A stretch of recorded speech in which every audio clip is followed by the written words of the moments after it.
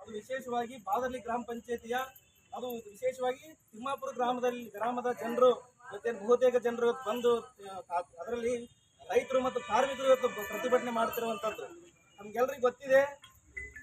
ಇವತ್ತು ಬಡವರನ್ನ ಬಡತನದಿಂದ ಮುಕ್ತವನ್ನಾಗಿ ಮಾಡಬೇಕು, ಬಡತನವನ್ನು ನಿವಾರಣೆ ಮಾಡಬೇಕಂತ ಹೇಳಿ ಕೇಂದ್ರ ಸರ್ಕಾರ ಸುಮಾರು ವರ್ಷಗಳ ಹಿಂದೆನೆ ಏನು ಮಹಾತ್ಮ ಗಾಂಧಿ ರಾಷ್ಟ್ರೀಯ ಗ್ರಾಮೀಣ ಉದ್ಯೋಗ ಖಾತ್ರಿ ಯೋಜನೆ ಅಂತ ಒಂದು ಬಹುದೊಡ್ಡ ಯೋಜನೆಯನ್ನು ಜಾರಿಗೊಳಿಸಿದೆ.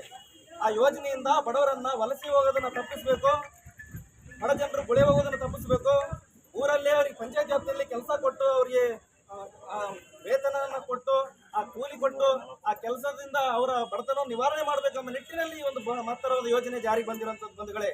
ಆದ್ರೆ ಇವತ್ತು ನಾವು ಗಮನಿಸ್ತಿದ್ದೀವಿ, ಈ ಯೋಜನೆ ಇವತ್ತು ಏನಾಗ್ತಿದೆ, ಸ್ಥಳೀಯ ಅಧಿಕಾರಿಗಳ ಹಸ್ತಕ್ಷೇಪದಿಂದ ಮತ್ತು ದಿವ್ಯ ನಿರ್ಲಕ್ಷ್ಯದಿಂದ ಈ ಒಂದು ಯೋಜನೆ ಹಳ್ಳ ಹಿಡಿಯುವಂತದ್ದು ಇವತ್ತು ನಮ್ಮೆಲ್ಲರ ಕಣ್ಣು ಮುಂದೆ ಕಾಣ್ತಾ ಇರುವಂತದ್ದು.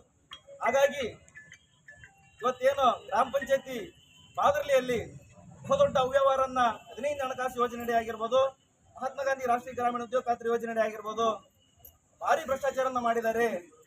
ಹಲವಾರು ಕೆಲಸಗಳನ್ನ ಕಳಪೆ ಮಟ್ಟದಲ್ಲಿ ಮಾಡಿದ್ದಾರೆ, ಎಸ್ಟಿಮೇಟ್ ಪ್ರಕಾರ ಮಾಡದೇನೆ ಮನ ಬಂದಂತೆ ಕಾಮಗಾರಿಯನ್ನು ಮಾಡಿದ್ದಾರೆ ಅಂತೇಳಿ ಜನರು ಇವತ್ತು ಆ ಪಂಚಾಯಿತಿಯ ಅಧಿಕಾರಿಗಳ ವಿರುದ್ಧ, ಅಲ್ಲಿನ ಸ್ಥಳೀಯ ಜನಪ್ರತಿನಿಧಿಗಳ ವಿರುದ್ಧ ಇವತ್ತು ಜನರೇ ಇವತ್ತು ಒಕ್ಕೂರಲಿಂದ ಒಂದು ಪ್ರತಿಭಟನೆ ಮಾಡಕ್ ಬಂದಿರೋಂಥದ್ದು ನಾವೆಲ್ಲ ಗಮನಿಸ್ತಿದ್ದೀವಿ.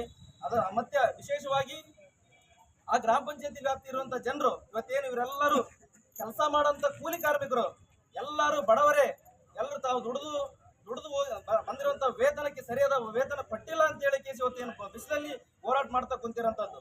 ಆದ್ರೆ ಒಂದುಗಳೇ ಇವತ್ತೇನು ಅಲ್ಲಿನ ಗ್ರಾಮ ಪಂಚಾಯತಿ ಸದಸ್ಯರಾಗಿರ್ಬೋದು, ಜನಪ್ರತಿನಿಧಿಗಳಾಗಿರ್ಬೋದು, ಏನು ಸ್ಟ್ರಕ್ಚರ್ ವರ್ಕ್ ಹೆಸರಲ್ಲಿ ಮೆಟ್ಲಿಂಗ್ ರಸ್ತೆಯನ್ನು ಮಾಡೋದಾಗಿರ್ಬೋದು, ಸ್ಮಶಾನ ಅಭಿವೃದ್ಧಿ ಆಗಿರ್ಬೋದು, ರಸ್ತೆ ನಿರ್ಮಾಣ ಆಗಿರ್ಬೋದು, ಮತ್ತೆ ಡಾಂಬರೀಕರಣ ಇನ್ನಿತರ ಗ್ರಾಮ ಪಂಚಾಯತ್ ವ್ಯಾಪ್ತಿಯಲ್ಲಿ ಏನು ನರೇಗಾ ಯೋಜನೆಯಲ್ಲಿ ಏನು ಕೆಲಸವನ್ನು ಕೈಗೊಳ್ತಾರೆ, ಆ ಯೋಜನೆಯಲ್ಲಿ ಏನು ಊರು ಬಿಟ್ಟು ಊರಿಗೆ ಹೋಗುವಂತ ಜನರ ಹೆಸರಲ್ಲಿ NMR ಹಾಕಿಸಿ ಬಿಲ್ ಮಾಡಿರುವಂತದ್ದು ಇವತ್ತು ನಾವು ಇವತ್ತು ಕಾಣಬಹುದು.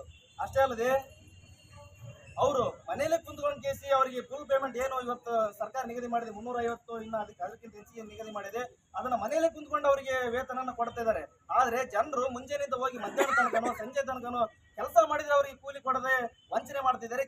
ಮತ್ತೆ ಕೇಳಿದ್ರೆ ಮೇಜರ್ಮೆಂಟ್ ಸಮಸ್ಯೆಯನ್ನ ತೋರಿಸಂತದ್ದು